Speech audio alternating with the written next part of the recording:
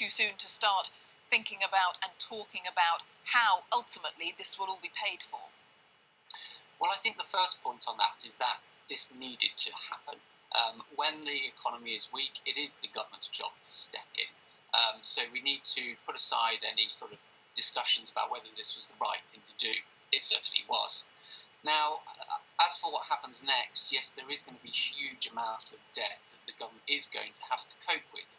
And after the financial crisis, there was an immediate lurch to austerity, so raising taxes and cutting spending to bring that debt back down. I think this time's going to be a bit different. There's a greater acceptance now that the government can cope with higher levels of debt, especially with borrowing costs at record lows, close to zero at the moment for the government. So that debt can be worked down over a longer period of maybe 10, 20 or even 30 years, which is exactly what happened after the Second World War. So I think the leap to austerity will be slower and much less significant this time.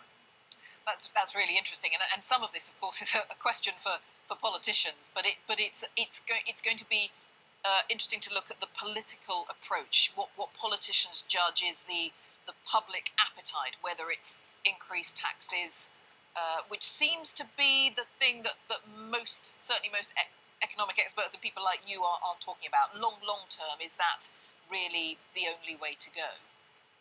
Well, I think at some point, yes, taxes are going to have to rise. Just as the population ages, we tend to spend more on things like healthcare, so we need to raise taxes to compensate for that.